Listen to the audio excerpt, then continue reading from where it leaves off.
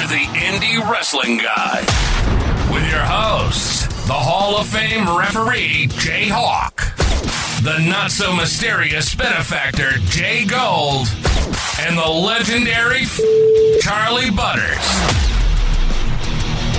Nice of you to join us, back from the Finger Lakes, JGold. Happy fucking New Year, my friends, the two of you. JHawk, I love the new studio. Yes, Happy New Year. Sorry I missed it. I double booked Hanukkah and the podcast, and I had family over, and I apologize for missing that interview with a guy named John. But it was still good, and you guys do your thing. So now we usher in the new Netflix Raw era. So that's fun. I don't know what that is. We're a TV wrestling podcast. I don't know what that is. Shit, people get so upset. Raw's going to be the same old shit, just with a new coat of paint. That's basically it. Well, we're recording this during that show. Tonight will be fine if they actually put some effort into putting some good matches on it, but everybody can be disappointed when next week came old shit. I mean, there's nothing else that it can't be a fucking banger every week. It's got to be episodic. So there's no possible way that they can put on the same, like the quality of the caliber of matches like it just can't do it. They just don't have it in them. Yeah. The one thing I will say is they flat out good that they're not going to have a cut length for the show. Sometimes it'll go 2 hours, sometimes it'll go 3. It'll usually go in between there somewhere. I like that because it's a lot more. So stupid. I want some predictability. Although I'm sorry, if you're paying for fucking ad-free Netflix and they take commercial break during a goddamn match, it's fucking pointless. You don't have TV partners. Take the commercial break around the fucking matches. Well, I was saying earlier, the ring apron looks like the mat itself, the canvas looks like the Collective 2019. There's just ads everywhere. It looks like when we put every company on the mat. Black ring, it looks ridiculous to me. I think a ring should be white. I do think the canvas should have that like light bluish tinge with a little white, and that should be it. There shouldn't be black. It looks like they're setting up for a contract signing. The color of the canvas is the least of my concerns. And the referee shirts are like dark, so you can't. It just looks strange to me. Anyway, forget that. Let's talk real quick about AIW, by the way, and that was a really great show. That main event was fucking awesome. I don't know if you guys covered it last week in enough detail, but I really enjoyed watching it, and the stream was good up until the end. I think it kind of went out a little bit, but otherwise it was good. We did not cover it because we were at Enjoy, so we talked about Enjoy last week. Yeah, Enjoy. Not seen that show, as a matter of fact. No. Oh, you'll have to get to that one before we review it, but. Enjoy. I was texting with Butters, and I guess it was good. And was there a wedding or something? A wrestler proposed to another wrestler. That's there's not a wedding yet. No, not a wedding. I'm sorry. There will be a wedding on one of the Enjoys. Yes, that's pretty awesome. Yeah, coming up in March. Good stuff. And we're not going to spoil any further than that because we plan on reviewing that show. No. Right. I have to watch it. Okay. They already talked about it online, so it's whatever. Okay, well, come on social media 24 hours a day, Butters. Like, yeah. I don't care. Don't care, Jared. I don't care. You have to care. We're the Indie Wrestling Guide. You have to care. I care about indie wrestling. You guys just spent like 10 minutes talking about WWE and complaining. I'm not complaining. I love it. I'm all in. As you know, I love the TV stuff, but I also love the indie stuff. So. That wasn't an invite to keep talking about it, Josh. Okay, I won't. My God. I'm done. All right, I'm done. Can we talk about that big announcement for February 15th that became public? Oh yeah, the one that wasn't supposed to be announced until the promos were done and released. That just got released today while I was sleeping at 11 o'clock. Yeah, that happened. Let's talk about it. Good, lay it on us. Come on, Booker man. That's what it is, man. Gary J is gonna face Mikey for the IW Guide title. That's a coup for the IW Guide title. Gary J is a hell of a name. That's a good one. Yeah, lining them all up. Shout out to Will from Gorilla Hall of Fame referee, a co-host that could work that match. Oh, wait a minute, they do. I don't know. I don't like your attitude lately, JHawk. I think I'm going to have to reevaluate your position in the company. Okay, name me one other Hall of Fame referee that worked in the area. I'm going to go with Tom Dunn. So I'm going to book Tom Dunn for the. I don't think he can actually in a Hall of Fame active yet, unless AIW started one I'm not aware of. I mean, he's a 2-time IW Guide Award winner, so that is fair. Just as good, if not better, than you. So, but JHawk is a Hall of Famer. I got the proof right here. 2 of them. Okay, awards. But it's Real Action Pro Wrestling, brother. That's like being the smartest kid in with. Like, come on, brother. Like, just stop it. I don't see Jay Clemens' name in any Hall of Fame. I'm just saying. Jay Clemens is WWE or is a WWE referee. Yeah, he's former WWE at least. He's got that going for him. But JHawk, you are a Hall of Famer. You are a Nathan Zagura winner, the Nathan Zagura Award winner. Yep. You know how much I had to pay Nathan for that to happen? Well, listen, that was all Nathan. I'm very proud of him, and yeah. Well, now that football is wrapping up, and it'll start being an AIW show in the future. I'm gonna have to get that beer with them, but yeah, you definitely have to start doing that. No, football is garbage. There's nothing else to watch right now. Just your Cleveland Cavaliers, and that's about it. So the January AIW show, I think I should be able to get all the awards to the rest of the people that won them. So nice. Yeah, we got to get Katie her award and all them good folks. Yep. All right. So yeah, they announced that match. I also confirmed a match for the following month in March. It's another big name. I won't say what it is yet. We have to get the first one first and kind of start working our way through. So, but yeah, there's lots of moving parts, lots of crazy stuff going on right now. So yeah, February is going to be increasingly crazy. As we announced on our Twitter, Big Boofa's coming on. We got Gary J coming on. So I mean, big interviews in February. I got Toy Hayo. I got the Neo Pro show, White Noise. I'm going to be a very, very, very busy man in February. So it's good. These months suck. January and February just dark and cold.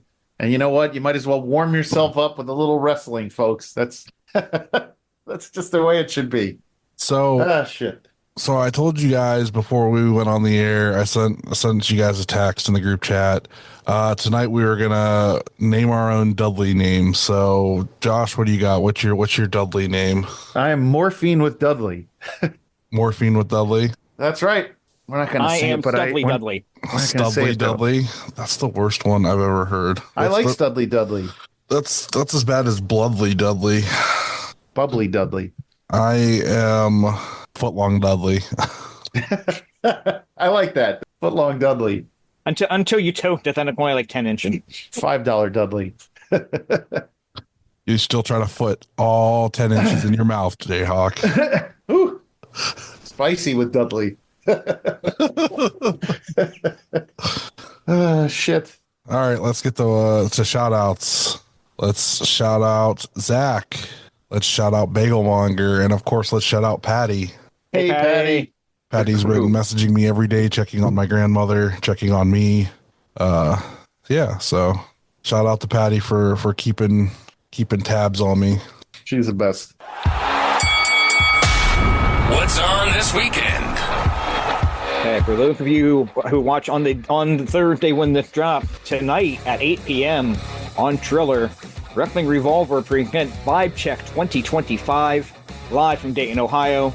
Main event, Cruel and Dreadnought with Gia Miller against Ricky Shane Page and Dark Pledge. Also a Dayton street fight, Jake Christ against ECW legend Makoto Tanaka. Myron Reed defends the Revolver World title against Ace Austin. Jake Something defends the Remix title against Gringo Loco. Three-way match for the World Tag Team Championship, Alpha Sigma defending against the Rascals and the Dub Club. First time ever match, BDE against AJ Francis against Top Dollar, live in Dayton. Masha Klimovich against Jessica Havoc. Plus Cammy Callahan, Crash Jackson, Phil Stamper, Damian Chambers, and more. That is tonight at 8 p.m. Eastern. All right. And then over on the IWTV, this is a little bit relevant to us. Sunday, January 12th, 5 p.m., Limitless Wrestling presents Morgan Hill Meltdown. There's only 3 matches listed. Jay Heru versus Alexander Lee, Becca versus the Nomi Gabby Forza, and Matt Cardona versus slowly becoming our new favorite on IW Guide, the Big Boofa, Desmond Cole. So check out Limitless on Sunday at 5 p.m. and you get to see Big Boofa and Cardona go at it and all that other stuff. So, and as always, Thursday night fights, 880 Wrestling on IndieWrestling.us, YouTube, Facebook. I believe they're on Twitter, Blue Sky. What else? Instagram runs live. Thursday night fights, 8 p.m. From their new venue, right? Yeah, from the new home, yeah. Apparently their first week, they disconnected the internet and they filmed it all, but then they weren't ever live. I don't know. Oh, that's something. All right. I don't know what happened. I know that people were trying to watch it and it wasn't anywhere to be seen. So at least for like YouTube, I think they said YouTube crashed on them or kicked them off, and then like you had to go watch it through like Instagram or something. So hopefully that'll be back up. What else do we got? Future dates you need to know. January 17th, AIW Concepts of a Plan. Tickets are on sale now. Or you can sub on YouTube, which they just announced if you have an iPhone, you have to go through the browser to get to it because iPhones don't let you to subscribe. You can go through. I already have. I have it on the YouTube app, but you have to subscribe through the browser. Right. You can't subscribe to. Yeah, you can't do anything on the through the regular app itself. Like I was looking to see the prices and see what all it was, and I couldn't find anything, and I'm like, well, how the hell? And then I was like, oh, that makes sense. It's fucking Apple, so. Yep.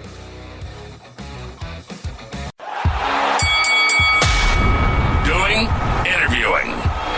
Joining us from 880 Wrestling, we have Alao Dreams. Hello. How are you?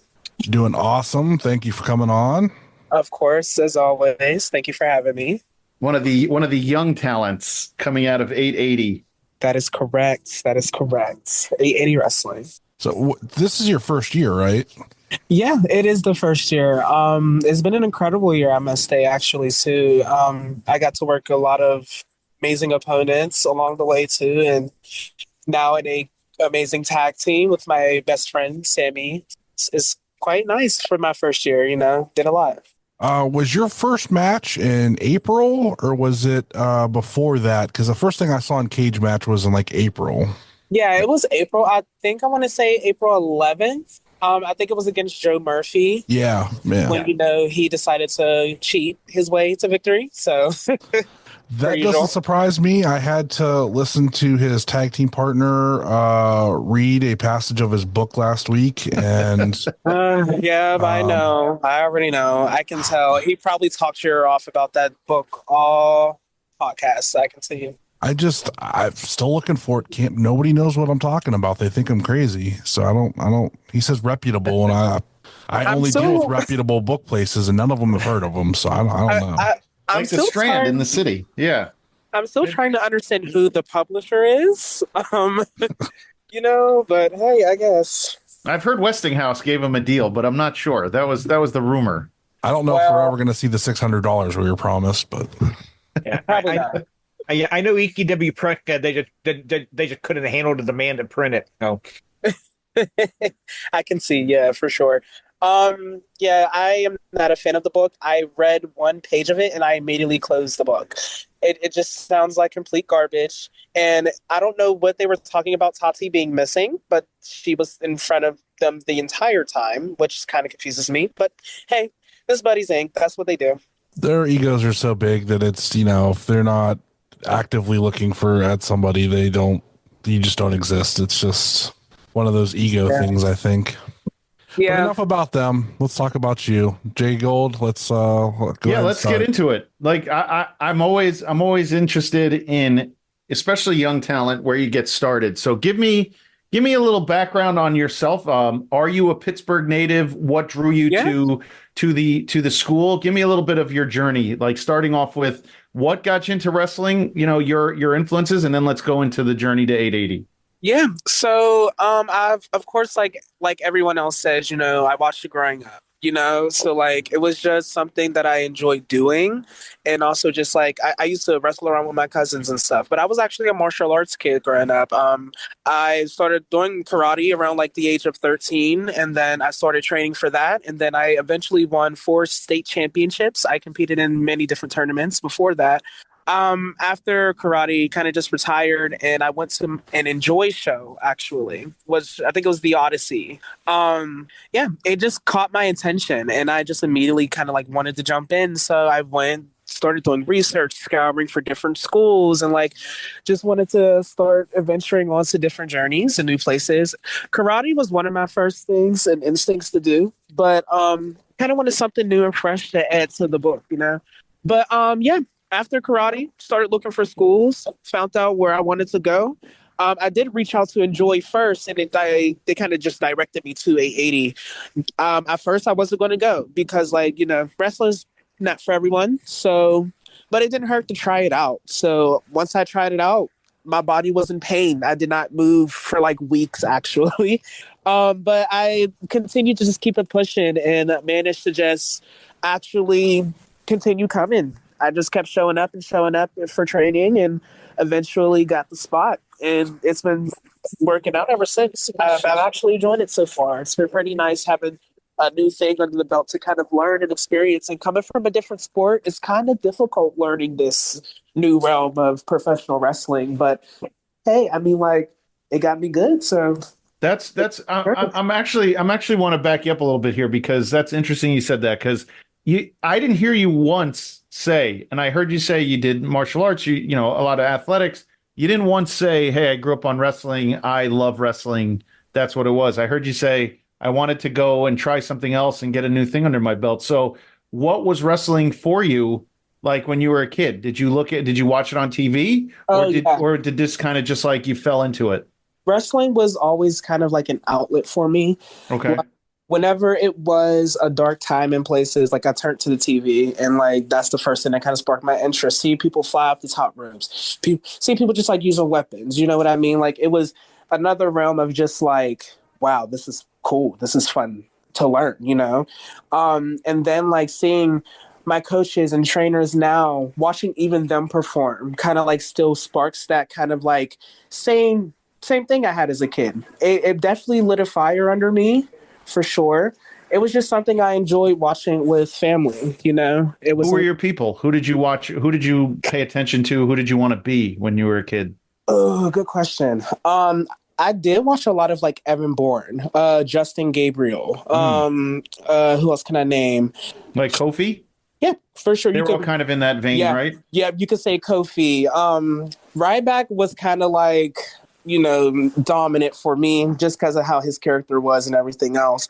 I can say pretty much, yeah, it was a lot of Evan Bourne. It was a lot of Evan Bourne for sure. I always kind of wanted to do the shooting star press, but that move just isn't for me. But yeah, it was a lot of Matt Seidel growing up. Not yet. You don't have it yet, but you could get it. It just takes we'll time. Get there. We'll get there. I'm still learning how to moonsault. So, did you do any indie? Did you watch any indie wrestling as a kid? You grew up in Pittsburgh then, and right. In Pittsburgh proper, Reading. Right. Okay. I definitely didn't watch a lot of indie wrestling because it was always like WWE or like big time stuff. I'm still touching up on indie wrestling. It's like I said, it's like a whole nother world. Like I've always like watching the big time stuff. You get so caught up in it, but you never know like what's outside of that. Like, you know, it kind of just brings your other attention, and like doing all these different jobs and inside wrestling too is also helping me gain so much more knowledge about the business and like get a better understanding about just what's out there, you know? Like there's always stuff that comes across, but I do enjoy like the different stuff outside of the big time. Like I'm definitely still touching up on a lot of indie stuff. Like Enjoy definitely got me up touch because I actually do like ring crew and stuff for that, like for those shows and stuff. So actually getting to do behind the scenes stuff for Enjoy. I've even went to like a couple different shows. Like North Carolina is a new promotion that they're starting. It's called Wrestleverse. Got to experience that for the first time in their upstart promotion. So kind of like getting all these different places and learning all these different routes to wrestling has also just opened up an outlet. It's kind of just once you're here, you meet this person, and it's people that I never thought I would meet that I've seen before, or gotten to work with. So it's all been a wrap for me, honestly.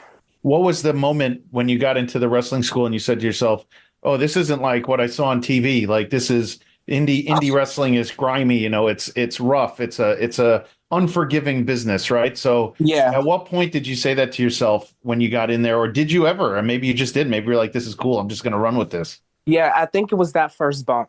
That first bump knocked me to the winds. Like, it's definitely a different thing from when you watch it on TV, right? Because you see how they're bumping, you see how they're doing their moves, everything looks super easy.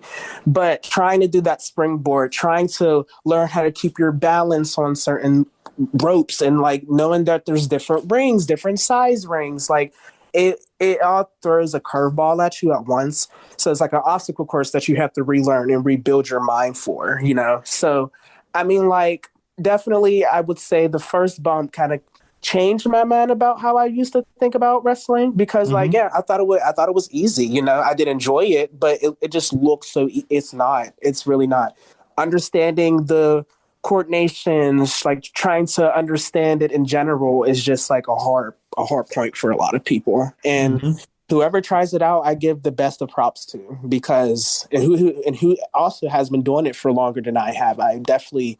Yeah, I got to give them props. I never thought like where I'm at now, especially like, yeah, it's the first bump for sure. Definitely kind of like changed my perception about wrestling.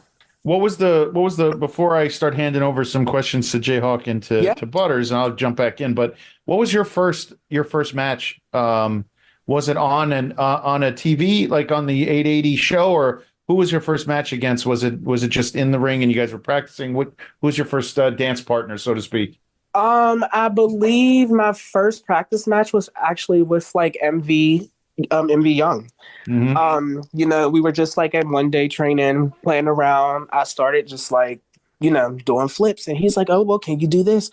And I'm like, "Yeah, I can do that." So like learning those moves from him definitely like sharpen my mind when it comes to like learning how to deal with yourself in the ring, and definitely with an opponent. He taught me so much.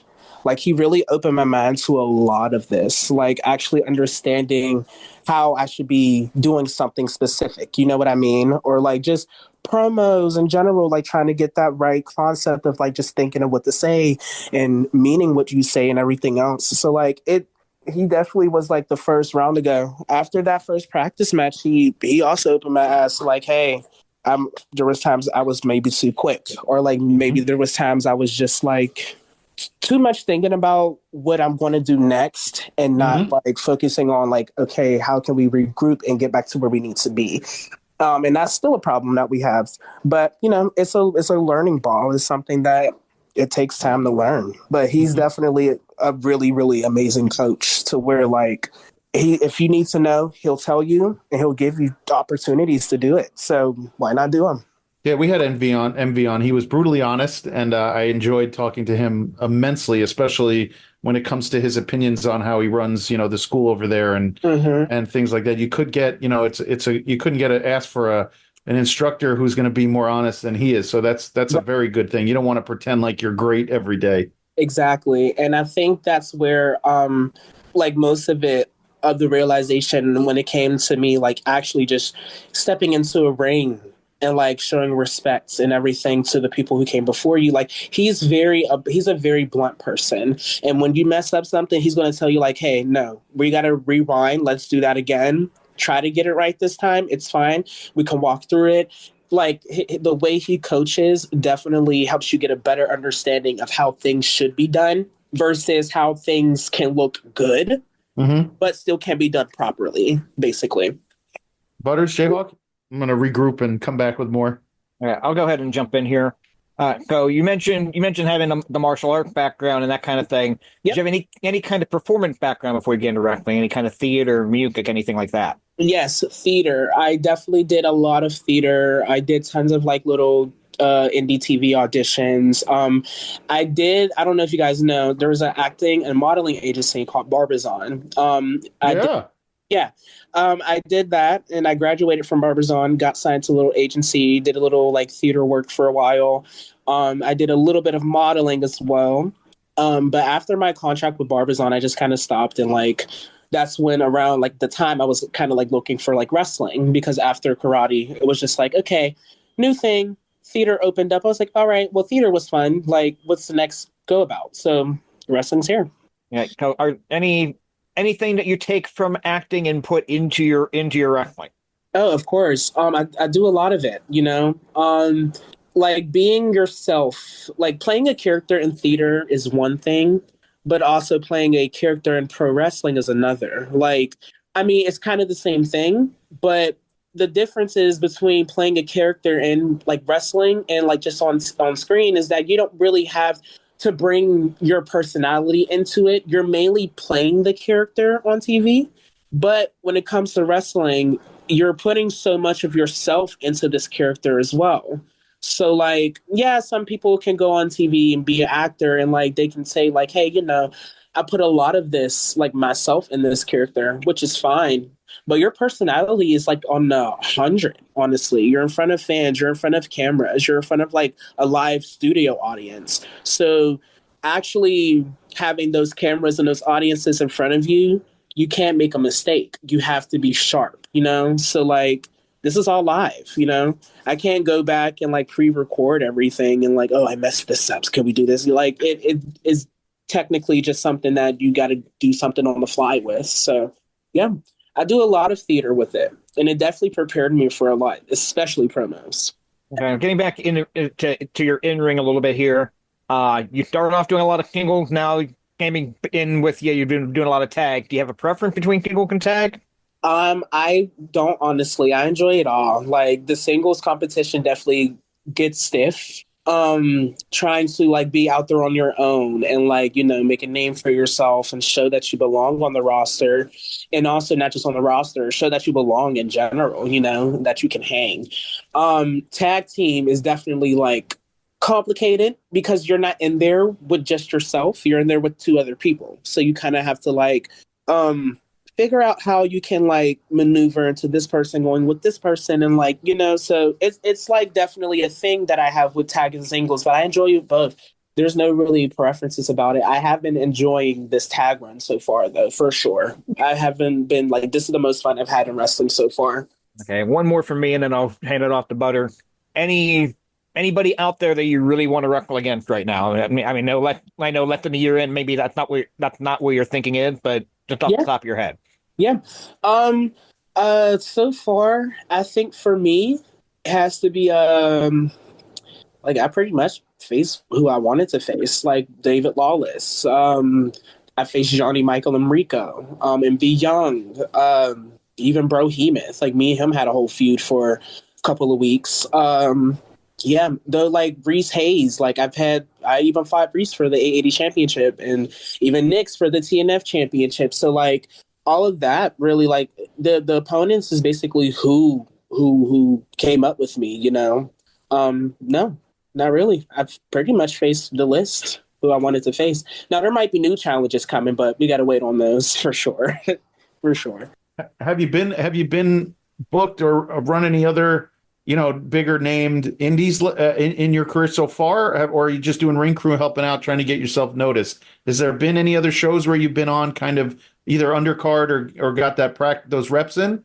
Yeah, I competed at Smash Master Wrestling. Where's that? I think they're located like in Scranton, Pennsylvania. Okay. Yeah. I did them, and then Wrestleverse is the new promotion I've just mentioned earlier. Mm-hmm. They're in North Carolina. So yeah, I've been pretty much like back and forth with those two, and yeah, no other promotions now. I definitely, I also did Enjoy, but it was like a battle royal. Mm-hmm. Other than that, yeah, it's just like the usual stuff, trying to get noticed, doing some ring crew, helping out at new places, and like, yeah, trying to get out there, you know. Now, if I could ask one more real quick that came to mind while I was listening. Yep. Can you tell me a little bit about the building of your character? So when you started, so you have the martial arts background, you watch wrestling. What did you want it to be, or what do you want it to be as far as who you are in the ring? Yeah, so that's definitely a good question that throws me off so much because I'm kind of still building that character. I really don't have like a character in mind. Like my character's me. I'm just turned up on 100. Like I at first like with karate and like me knowing like martial arts and like watching wrestling, I was like, ooh, like a ninja or like something that's like, athletic. I can go, like I got moves, I can bust out little flippy stuff or like probably get you with like a little dragon kick or like, something fancy. But no, once I stepped to it, like it's just me. I'm just turned up on 100 when I'm out there and it's just different. It's a different feel. So like far as that, I just fill it out. I don't really have like a character standpoint, but it's definitely still in the works. And like with me being a year in, also it's like, dang, maybe I should be starting to think about some of this stuff. But it's just like in the same way, like no, I'm just been having fun doing what I do, But yeah, it's been the same me since I debuted. It's been fun. Butters? I'm booking Alao to beat Tyson Riggs in a karate match. That's gonna happen. Going to legit just beat the piss out of Tyson Riggs. Book me, I'm here for it. Hell yeah. Mm-hmm. All right. So I've revamped some of my questions. So I got some good stuff here now. What's the worst ring name you've ever heard in your career so far? Is there a name that just stands out? It's like, oh, that was awful. Yes. So I definitely when I was coming up and like I was having a conversation with like my parents and everything, they're like, like how's wrestling coming along? And I'm like, yeah, it's fine. Like they're like, hey, have you ever thought of a name? So I was thinking of like my actual name, Alao, and like Dreams just kind of came from like I don't know, I really don't know. Like I kind of do take a little bit of inspiration, kind of like Velveteen, his like his character, right? Only the character. Yeah. Thank you for making that clear. Right. Of course, for sure. I know my stuff.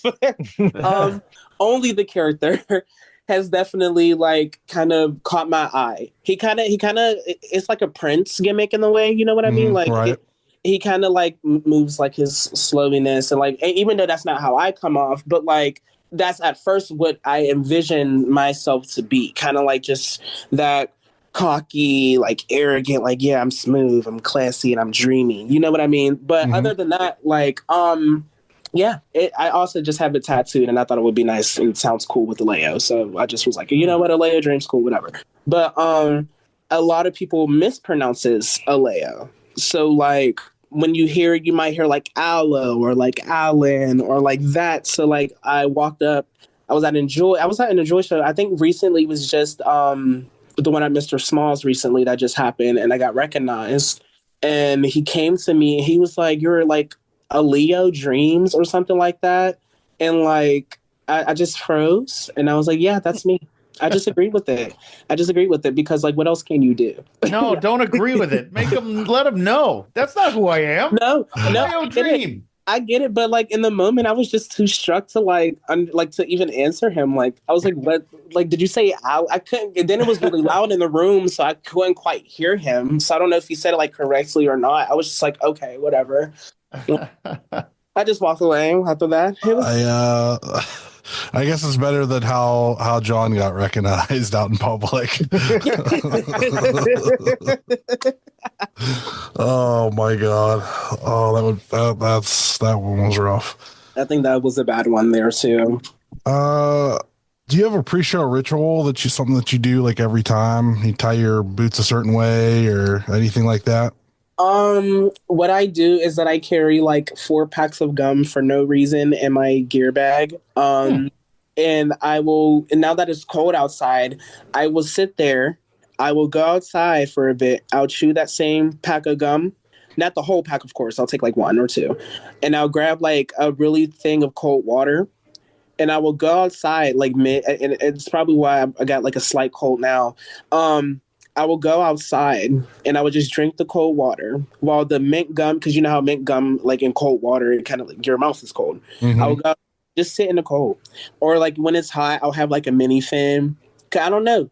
Like mints and cold air just does something to the brain. You know what I mean? Like it does, like it's like a whole nother stimulant. It's like I'm alive now. Yeah, that's it. You got plenty of that in Pittsburgh. Yep. Cold enough. Jesus. It is cold enough. I was just outside shivering. It's freezing out there.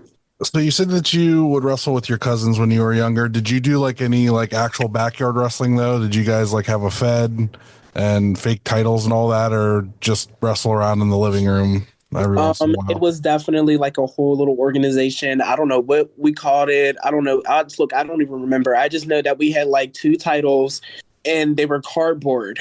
And we just like made makeshift titles out of like cardboard, and then like we'll put like a leather strap over it, because we'll take the old like WWE titles, their leather, the toys, we'll cut it out to the shape of the cardboard so it's a bit more thicker.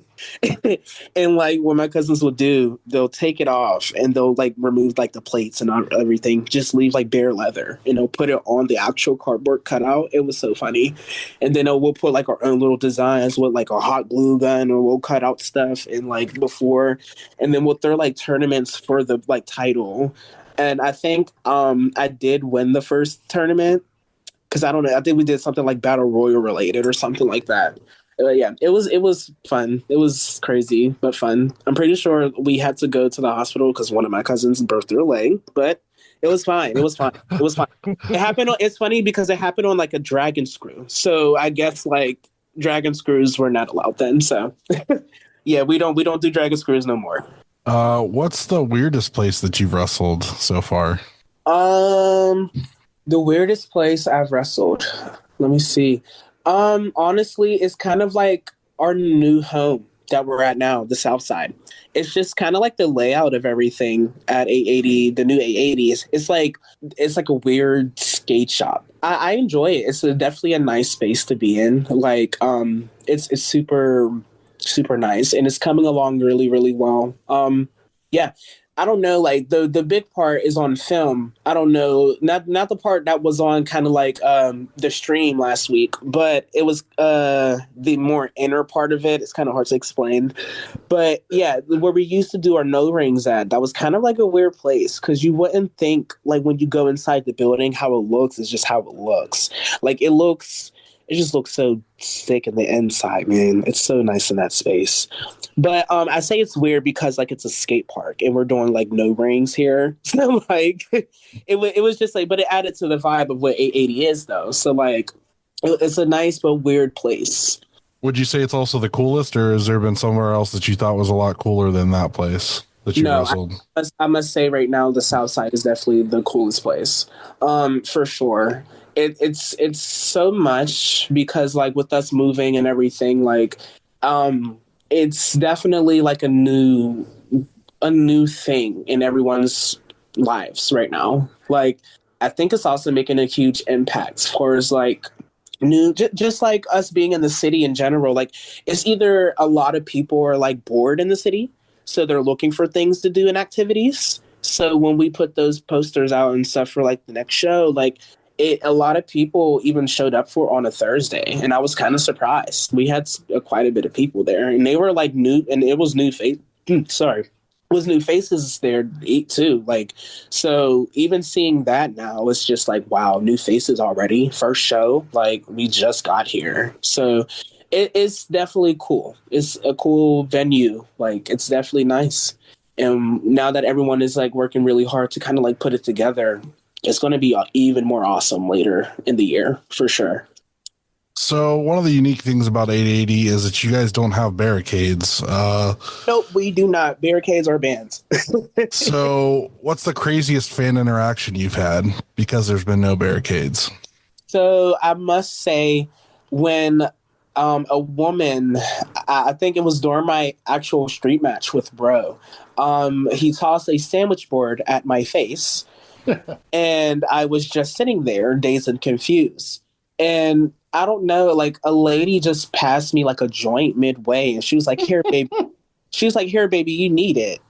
And I was, and me getting hit with the sandwich board like 5 minutes prior. I'm like, I don't even understand what you're talking about. What store? I took it and I ate it. I mean, hey, might as well. It was Bitch, awesome. don't you see I'm in a fight? Yeah. You can't be rude. You can't be rude. Go out and get a joint. You got to take the joint. It's like having a beer at a bar. Right. The first 880 show I went to, this guy came in off the street drunk and tried to like trip Derek in the ring and tried to literally trip him up and try to and stuff like that. And bro came down and chased him outside and down the street. I was laughing so hard. Oh my goodness. Dude, that's the problem. Or not even the problem. That's the best part of sometimes that anarchic, like, indie vibe that 880 is. You get just people everywhere, and off the street, people who don't know it's real, people are fake, people don't know it's real, people are fighting, they just don't get it. You get sometimes when you have that like open door and you're in a spot, you just, who knows? That's the best part about it. Right. I think the amazing part about it the most is like actually just like being in a match and you just see people like walk past and you just see them staring at you like they're even just like crying or like giving you like a weird grin. Yeah. It's just like the most funniest thing ever. There was times I tried not to laugh during a match because I saw like just people just come past, like flip us off, and like it's just like funny. Can't hold my laughing. All right, so you're out traveling to and from a show. You got to choose between Waffle House, Sheetz, or Wawa. Sheetz. I'm so sorry. It has to be Sheetz. I agree. What's your Sheetz order? Yeah. Oh my gosh. It would be their fries and literally just mozzarella sticks. I am obsessed with mozzarella sticks. Oh my gosh. Have you had their fries with the cheese powder on them? I did, and I'm so sorry for anyone who does like them, but I'm not quite a fan of them. But I'm not saying they're bad. I just think they're like not as good as I thought they would be. But I mean, salt content is probably through the roof. The one time I had them and I was like, I like these, but I'll never have them again because they were so salty. I'm like, this is not good for me whatsoever. Like, probably raise my blood pressure by like 30 points. They're probably also like double the calories of what they actually are too. Right. You don't want to be like my brother. He gets the pre-made bagel underneath the hot light with the egg and cheese and the bad bacon. You definitely don't want that. Yeah, it's not like pre-wraps. You got to make sure. Yeah, because we're in a hurry. When we're driving across from New York to Ohio, when we go to AIW and see these guys, we're like, we got to stop at Sheetz. We stop at Sheetz. He gets that disgusting bagel. We're like, all right, this isn't so bad. Then we wonder why, like a half hour later, we're like, maybe we should pull over again. Right. There was time in like chose Chipotle, and I was just like, ew, like. I know you're still super young in your career. Have you had any good road trip stories yet, though? Anything funny happened on a road trip yet? Definitely. I think it was actually the Scranton trip when it was just me, Marco Narciso, and Reese Hayes. We traveled down there, and I think we were like at Olive Garden, and like once we stopped there, a waitress kind of recognized Marco. Because I guess like she used to come to our shows and stuff. So she was like, oh my God, Marco Narciso, whatever, blah, blah, blah. And I'm like, okay. Like me and Reese is just sitting at the table, like casually just sitting. And she just looks at me and says, hi, I don't know who you are, but hi. And I just sat there like, I didn't want to feel offended, but I was like, okay, like that. Hi, how are you? Other than that, no. There's like it's been like normal road trips, like we all just hang, chill out. To me it's just super funny because like I don't really know, like I don't know what her mission was. I think she was just trying to make me feel bad. Like it's fine. I mean, like I get it. I get it. All right, what do you guys got? Well, I think I've gotten a lot out of your kind of like your journey, and so you have such young stories right now. I mean, I know you're going to have tons more to go. Let's see now. Let me think. What are you going to say? Oh, nothing. You're good. Oh, okay. Sorry. So, I mean, I think in general, what are you looking, what's the next accomplishment you're trying to do? So as we start to kind of wrap the interview up, tell us so you've been at 880. So 880 is kind of insulated and you know what you're getting as far as your opponents and whatnot. So give us the rundown for this year. Let's say by June, July, what do you want to do? What do you want to accomplish? Right now, I'm just focused on like everything, whatever comes my way.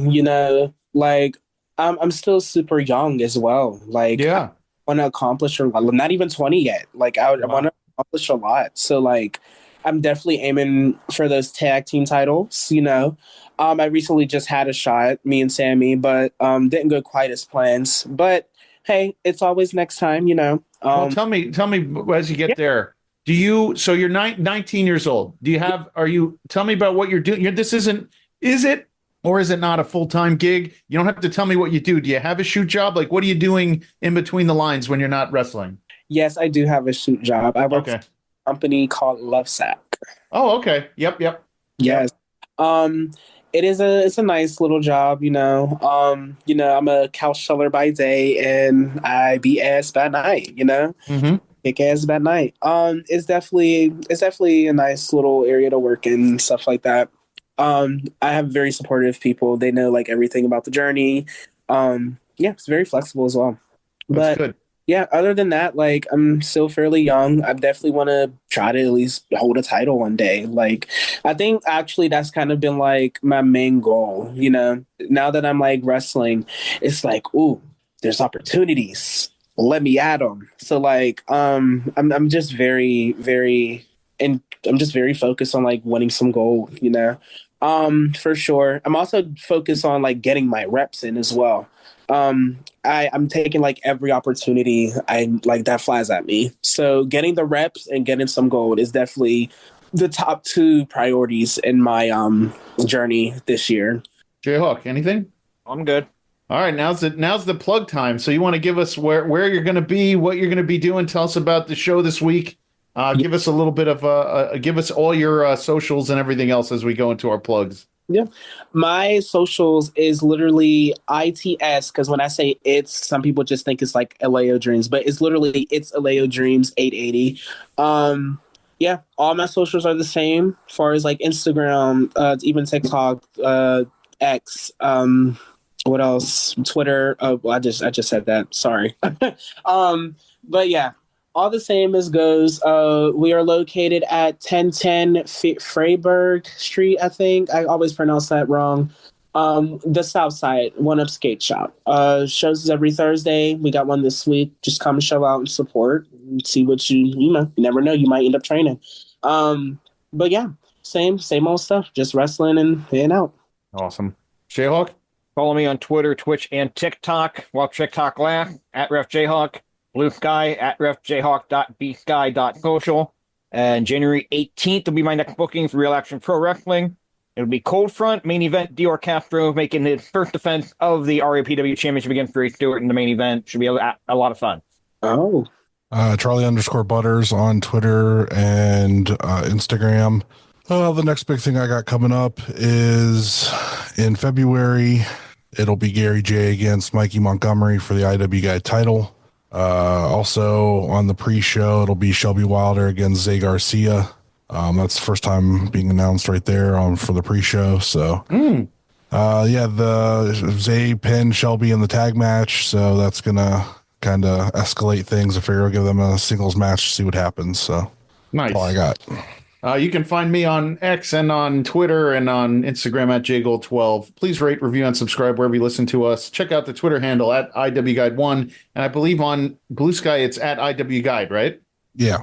Yep. And the Patreon, patreon.com/IWGuide. Don't forget about the merch store over at Brainbuster Tees. Check out all of our logos. If you see Patty, she wears ours too. So you can check that out. Also, check out our pal Will over at Gorilla Press Apparel. When you use code IWGP24 at checkout, now we're in 25, so who knows, Will, we might need a new code. When you buy 2 or more items, you get $20 off your entire order. Check out our podcast friends, the Main Event Wrestling Network. That's where we are now, Wrestling Junkies on the Mark Wrestling Podcast. All the guys over at the Main Event Wrestling Network, those guys are great. At Odds with Wrestling, the card is going to change, the Super Fantastic Podcast, and Marks with Mikes. Then we have our official graphic designer of the Indie Wrestling Guide, OKCR Creations, Magnum CKs, now that's what I call wrestling, Time Capsule Toys, Toy Ohio, Rubber City Toys, Big Starks brand, Women's Wrestling Watch of Northeast Ohio, and Smoke and Chase Barbecue, the best barbecue in Ohio. That's all I got for my return. Happy New Year. And Alao, thank you so much for coming on. It's been great having you on. Yeah, no problem. Thank you always for having me. Life short, watch more indie wrestling. Yep. Till next week, everybody. See you Later. Don't forget to review and subscribe wherever you listen to us. Find us online at Facebook and Instagram at The Indie Wrestling Guide. And on X or Twitter at IWGuide1.